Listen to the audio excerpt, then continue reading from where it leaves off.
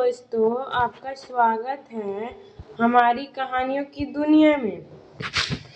एक बार की बात है, छोटे से गांव में काव्या नाम की लड़की रहती थी। वो भी सीधी सादी। उसकी माँ की दर्जनी थी और दिन रात लोगों के कपड़े सिल कर जैसे तैसे घर का गुजारा करती थी। काव्या को बचपन से ही बहुत शौक था कुछ नया करने का। वह माँ के बचे कुचे कपड़े से गुड़ियों के लिए कपड़े सिलती, खुद के लिए छोटी छोटी फ्रॉक बनाती और पूरे गांव में अपनी सादगी और हुनर के लिए जानी जाती थी। गांव में हर साल एक बड़ा मेला लगता था, जिसमें अमीर गरीब के घरों के लड़कियां नए नए गाउन पहनकर आती थी, अपनी खूबसूरती दिखावा करती।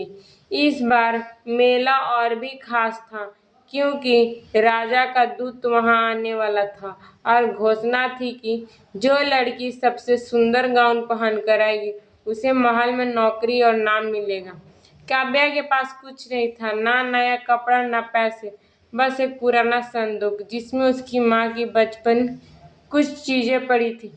उदास होकर वह संदूक को खोलने लगी, तभी उसकी चमकीला धागा उसकी उंगलियों में उलझ गया। वह धागा इतना चमकदार था कि जैसे उसमें रोशनी भरी हो। साथ में एक कागज का टुकड़ा था जिस पर लिखा था, इस धागे से जो भी सच्चे दिल से कुछ बनाएगा इसकी इच्छा पूरी होगी।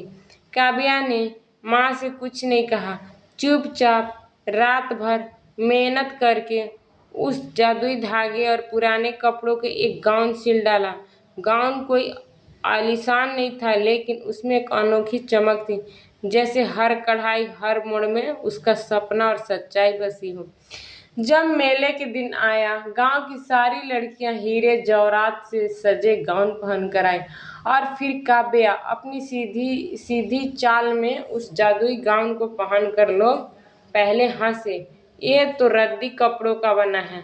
लेकिन जैसे ही धूप उस गाउन पर पड़ी, वो हल्की सी चमक उठा, रंग में इंद्रधनुष के रंग दिखने लगे, जैसे गाउन में जीवन बह रहा हो।